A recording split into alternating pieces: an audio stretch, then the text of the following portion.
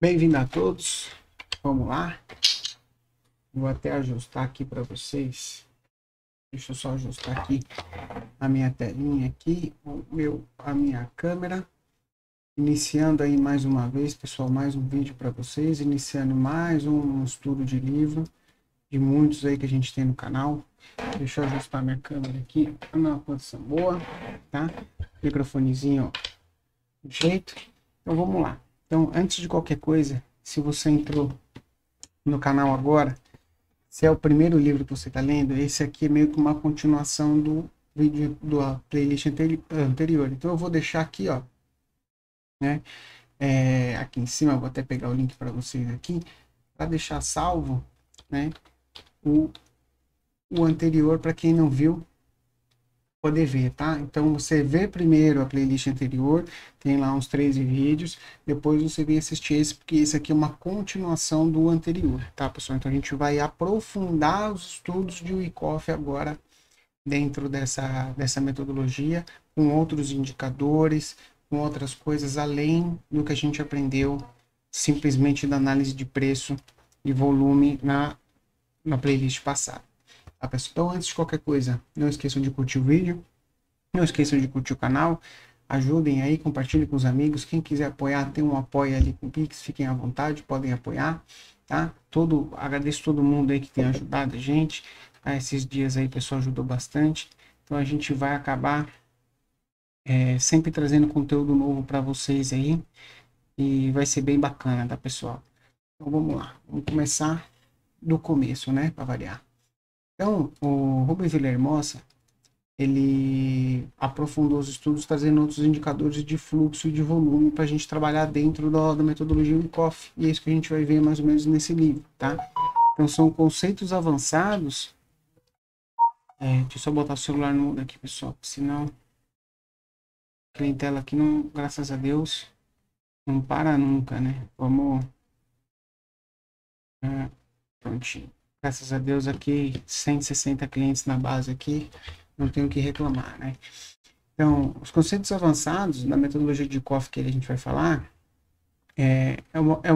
a gente tentar o objetivo, não é a gente tentar trabalhar a metodologia Wyckoff da forma como ela foi feita lá dos 100 anos atrás. É a gente evoluir através das ferramentas, principalmente computadorizadas, para análise, para leitura e análise de mercado, porque a gente tem o poder da computação agora para trabalhar para a gente essa questão de volumes, indicadores e tudo mais que a gente pode estar trabalhando, né, daqui para frente, né? Então, os rótulos, né, que a gente normalmente fala, né, das estruturas, né, então pela própria natureza do mercado, é impossível a gente ter duas estruturas completamente iguais. Então, completamente iguais fazendo, né, a venda climática, o teste, né, vindo fazer o Spring, aí depois fazer a fase E, a fase F. Então, assim, é difícil a gente ter uma coisa perfeita, o mesmo teste no mesmo ponto, com a mesma volatilidade, não tem um espelho. A gente tem movimentos muito parecidos. E esses muito parecidos é que vai dar noção para a gente do que está acontecendo no mercado, tá? Então, esquece procurar aquele padrãozinho específico. Ah, o Wyckoff, por exemplo. Então, vamos lá. Aqui, achei. Então, por exemplo, tu lembra do Wyckoff? Vamos lembrar como são os movimentos. Então, quando a gente vai iniciar o estudo, a gente aprende que a gente tem uma parada preliminar, aí a gente tem um movimentinho, aí a gente tem uma venda climática, aí a gente vai ter um teste, aí, por exemplo, a gente vai ter um sinal de fraqueza, aí a gente pode ter outro teste, por exemplo, ele pode ficar aqui um tempão, aí ele pode vir e fazer um spring, esse spring falha nesse rompimento, por exemplo, vem romper a parte de cima, né, vem fazer o creek, né, lembra que a gente tem essa região aqui, vem fazer um creek, testa o rompimento e inicia um movimento de alta subsequente. Então aqui a gente tem um processo de acumulação dentro da metodologia Wyckoff. Não vai acontecer sempre dessa forma, porque eu posso ter aqui, por exemplo, ele pode vir direto e dar só uma quebradinha aqui. E eu não ter esse movimento mais agudo aqui, por exemplo, da parada preliminar. Então já fica difícil você identificar se isso aqui é uma parada preliminar, se é uma venda climática. como que é? Às vezes a parada preliminar é maior do que a venda climática. Então a gente tem uma parada preliminar, por exemplo, aí ele vem aqui mastigando um pouquinho, aí faz uma venda climática, que a venda climática não perde nem o fundo aqui. Então pode acontecer isso também? Pode. E ele vai trabalhar aqui, por exemplo, o spring não vai romper o fundo, e ele vai voltar para cima e vai romper para cima. Aí ele pode fazer várias coisas. Então a gente explicou isso tudo no livro anterior. Então o livro anterior foi para a gente entender o conceito básico. Como que as estruturas elas se formam. O que o mercado faz para formar essas estruturas? Nesse livro a gente vai aprender as variações dessas estruturas, como a gente vai usar os indicadores e os momentos de operações para trabalhar em cima dessas estruturas. Tá? Então isso vai ser uma evolução da nossa leitura. Né? Então, o mercado ele desenvolverá estruturas menos convencionais, menos padrõezinhas perfeitas. Às vezes tem estruturas perfeitíssimas, você consegue identificar cada ponto perfeitamente. Mas quando a gente tiver uma estrutura que não for perfeita, como que a gente consegue trabalhar essa estrutura? Então, é isso que a gente vai entender, como fazer essa leitura e como a gente vai trabalhar. Então, é fundamental não focar na busca exata dos eventos. Você não precisa saber o nome dos eventos, a ordem que eles acontecem. Você precisa saber assim, aqui eu tive uma parada. Então, parada do movimento anterior. Lembra, ó, se a gente for tentar simplificar o máximo possível, a gente tem parada do movimento anterior. Então, eu tenho um movimento de baixo. Parou o movimento de baixo. Não me interessa se é venda preliminar, o que é. Parou. O movimento de baixo parou. A gente vinha no movimento de baixa, tá? E agora a gente está no movimento lateral. O movimento de baixa parou. Então, fase A é a parada do movimento de baixa. A fase B, a gente está aqui, é o movimento lateral, certo? Esse bizinho ficou bem feio aqui. Então, a fase B, a gente tem o movimento lateral. O que é a fase C? A construção ainda do movimento e os testes. Então, eu sei que aqui ele pode romper fundo e vai jogar lá em cima de novo. Ah, mas e se isso aqui for uma distribuição, não for uma acumulação? Não tem problema, ele vai romper topo e vai vir testar fundo de novo. Então, ele pode ficar fazendo isso várias vezes. Então, eu posso operar as falhas de rompimento de topo, eu posso operar as falhas de fundo, eu posso esperar ele vir fazer um teste, comprar aqui, mas eu preciso entender que o movimento, ele vem um movimento de queda, lateraliza, aí ele decide se sobe ou se desce. Nessa lateralização a gente vai operar de um jeito, nesse movimento a gente vai operar de um jeito, e nessas pontas a gente vai operar de outro jeito. Então é isso que a gente tem que entender o que o mercado vem fazer. Então a gente tem assim, então para eu fazer uma operação, eu tenho que esperar o quê? A parada do movimento anterior. Então, o movimento anterior de queda, se eu quero comprar, tenho que esperar uma parada. Após essa parada, eu vou procurar compra nessa região. Então, a gente tem que entender essa lógica da evolução do movimento para que a gente consiga fazer as operações e trabalhar em cima da metodologia Coffee, que vai ficar muito mais fácil, tá? Então, o que importa, né, o fato que realmente importa é a ação do preço como um todo, é como ele cai, como ele lateraliza, como ele sobe, os indicadores, o fluxo, o volume. Então, isso é um contexto total que a gente junta para fazer nossas operações, tá? Então, é o que eu estava falando para vocês, então os rótulos, né? Então, ainda falando a parte de rótulos. É difícil identificar os eventos, é difícil você identificar, por exemplo, os eventos aqui. É difícil você é mais fácil você identificar os eventos aqui. Então, muitas vezes é difícil a gente identificar esses eventos, mas o objetivo é que a gente veja que aqui eu tive um quick e um rompimento, que aqui eu tive um quick e um rompimento. Então, o que eu vou esperar? Eu vou esperar o teste do quick e vou comprar. Vou esperar o teste do quick e vou comprar. Então, é isso que a gente precisa entender. A gente tem que esperar que um evento, que alguma coisa ocorra para que a gente abra uma operação e não sair comprando e vendendo qualquer coisa, tá? Então, essa é a importância desse estudo que a gente vai fazer agora, tá? Então, a mesma coisa. Então, o quick. Então, ó, o quick aqui. Então, a gente vê que aqui, nesse caso, a gente vai ver mais para frente, nesse caso, a gente pode ter estruturas que elas são na diagonal, ou que elas são convergentes ou divergentes. As estruturas elas podem ser formadas na diagonal, de alto, de baixo, em canais de alto, de baixo. Tudo isso a gente vai entender. Vai entender como achar muitas vezes esse creek, que ele pode fazer esse rompimento, né? Se a gente não tiver topos e fundos lineares, tem forma da gente conseguir fazer isso, tá? A gente vai ver tudo nesse estudo, tá? Então, quando a gente fala de preço e volume, a gente tem que entender que a nossa forma de conceber a análise do mercado, de pensar na análise, entender a análise de mercado, inicialmente a gente não considera a possibilidade, né? Quando a gente começa a estudar, a gente não estuda preço e volume, a gente não leva em consideração preço e volume, esses dois dados importantes, que é uma das coisas mais importantes.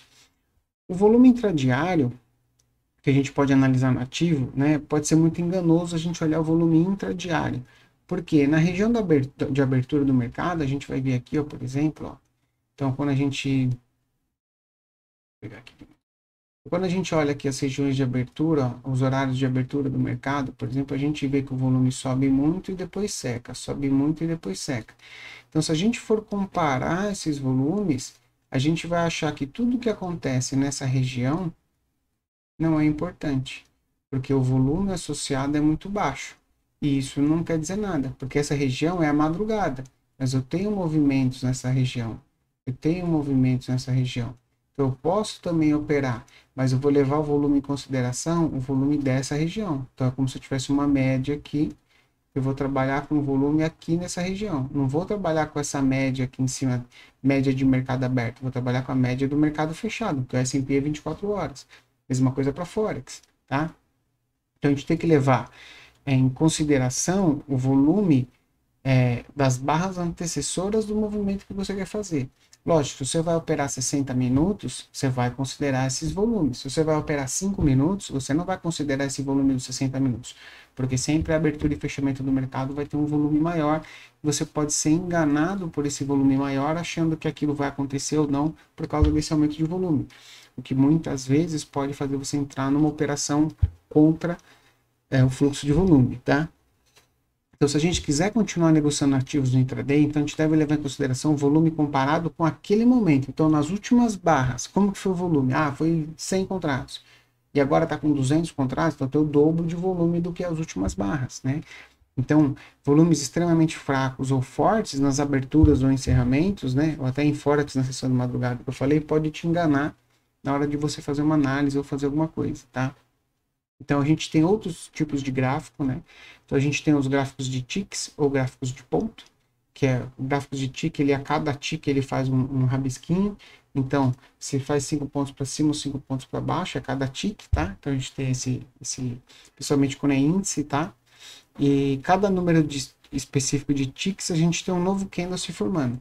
Então, por exemplo, isso é muito bom com gráfico de pontos. Então, por exemplo, ele estipula que a cada, ele não tem tempo, tá? Então, pessoal, qual que é a diferença? Que a cada, por exemplo, ele fica lá, cada 200 ticks ele forma um gráfico, ele forma um ponto. Então, se ele ficar 200 ticks, sobe e desce, sobe e desce, sobe e desce, 100 vezes fazendo isso 200 ticks, a hora que der 200 ele faz um gráfico do lado, ele faz um candle do lado. Aí ele vai movimentar mais 200 ticks. Se ele for 200 ticks numa linha reta, aí você vai ter um candle grande. Se ele ficar 200 ticks para cima e para baixo, você vai ter um candle pequeno. Então ele vai te mostrar exatamente a movimentação de preço a cada 200 ticks. Então esse é um tipo de gráfico, tá? Tem gente que gosta de operar assim, né? Acho que, deixa eu ver. A gente tem outros tipos de gráficos avançados. A gente tem o gráfico de pontos. Gráfico de pontos é quando a gente tem que o candle se forma quando ele anda tantos pontos. Então, se ele andar 100 pontos para cima ou 100 pontos para baixo, o candle fecha e faz um novo. 100 pontos para cima ou para baixo, o candle fecha e faz um novo. E assim vai indo, né? Então, a gente tem o gráfico de Renko, também é um gráfico de pontos. A gente tem essas diferenças de gráficos, tá? Então, eu vou mostrar para vocês depois com calma, tá? Uma coisa importante da gente entender, então assim, eu estou passando esse início a princípio um pouco mais rápido, porque não é uma coisa tão relevante, e depois a gente vai começar agora a entrar nas coisas mais relevantes, né? Então, a gente já vai começar a falar o quê? Falha de acumulação e distribuição.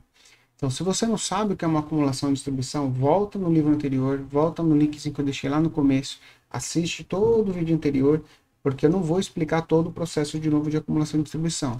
Então, a gente vai fazer essa análise depois, tá?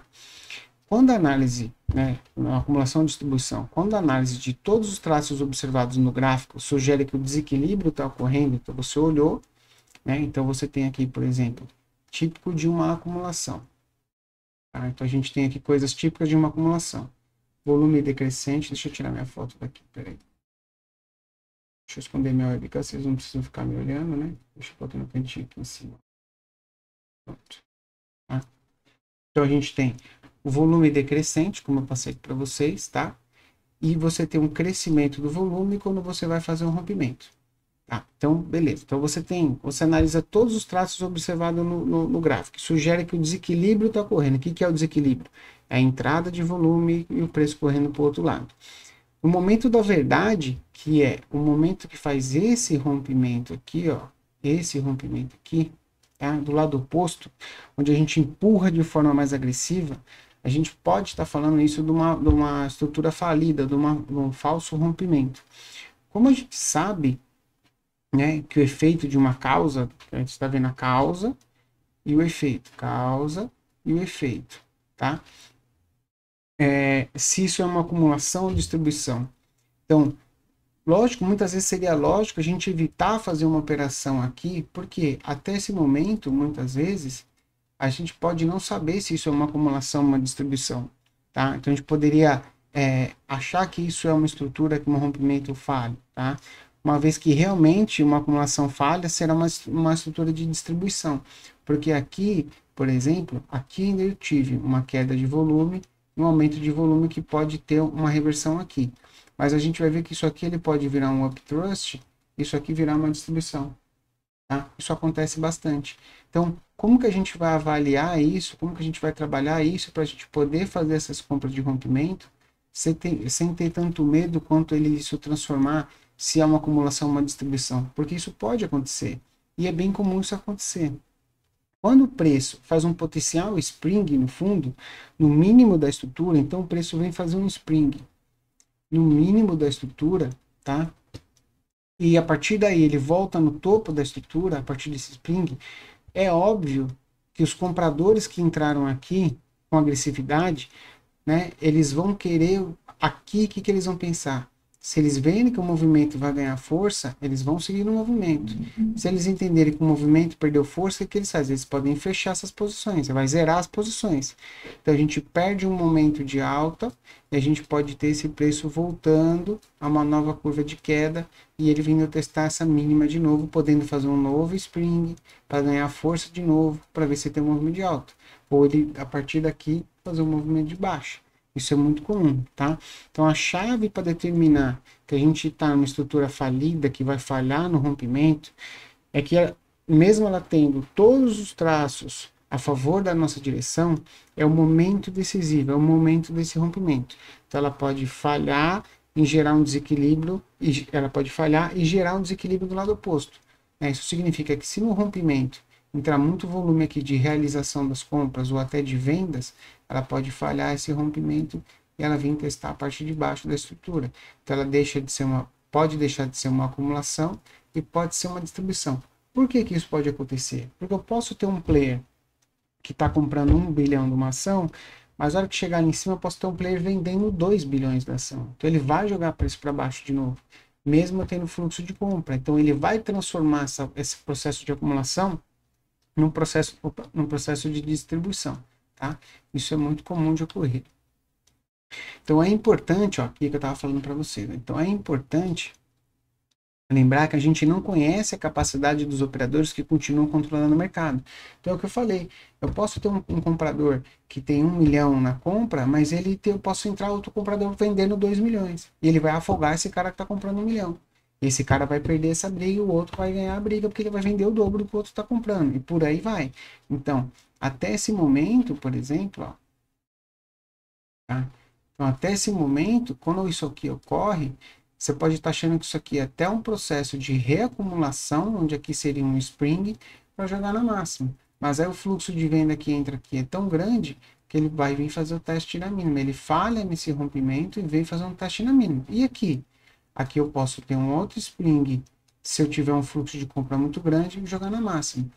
Mas vale a gente notar que é importante que o fluxo de volume durante o processo de acumulação e distribuição, num processo de distribuição, a gente tem briga nas pontas. Então, a gente tem alto volume nas tentativas de rompimento. Então, eu tenho um alto volume aqui, um alto volume aqui, um alto volume aqui, um alto volume aqui.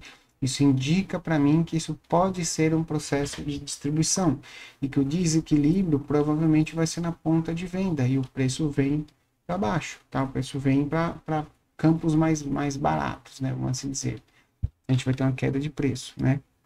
Então, falha estrutural. Quando a gente pode dizer que a gente teve uma falha na estrutura, a gente vai encontrar falhas em todos os tipos de estruturas, em estruturas inclinadas para cima, para baixo, horizontal, convergente, divergente, a gente sempre vai ter falha na estrutura, ela nunca vai ser perfeita. A chave inicial é identificar que o preço validou. Então, identificar quem é a estrutura, o preço validou a estrutura. Quanto mais toques você tiver nessa estrutura, mais confiança você vai ter. Então, se eu tenho uma estrutura onde o preço tocou poucas vezes, né, nos testes da estrutura, eu vou ter menos confiança nessa estrutura. Se eu tenho uma estrutura que eu tenho mais toques nessa estrutura, eu tenho maior confiança nessa estrutura, tá? E assim por diante. Se o preço não consegue desenvolver um novo teste do lado oposto, em vez disso gera a curva antes de atingir naquela área, então ele, antes dele testar, ele vira e volta para baixo, por exemplo, né? Dizemos que desenvolveu uma falha estrutural, porque ele não teve condições de fazer os testes na estrutura. Então, tem uma estrutura com uma falha estrutural, tá? Por não ter continuado com a dinâmica que tinha, e esse sinal adiciona força ao cenário a favor dessa última curva. Então, o que, que ele quer dizer? É o que a gente está vendo aqui no gráfico. Então, por exemplo, se eu tenho uma estrutura aqui, e ele falha de fazer esse teste aqui, significa que antes de chegar nesse ponto eu já tive muito fluxo comprador aqui. Isso demonstra sinal de que essa última curva pode puxar a nova tendência. Mesma coisa aqui na venda, ele não consegue fazer o teste ali na máxima e já entra tanta venda nessa região que ele já volta para testar a mínima de novo. Isso demonstra força na venda, no último turnaround que teve aqui nesse teste, na última curva, né, que ele faz e vem para mínimas aí, tá, pessoal? Vamos ver mais alguma coisinha. Deixa eu só ver. Então, vou falar mais uma falha estrutural para vocês. Então, paralelamente a esse conceito, a gente entende que os eventos do último suporte ou demanda, né, do último suporte e o último ponto de suporte ou ponto de oferta, são falhas estruturais que o preço é bloqueado na tentativa de fazer o choque.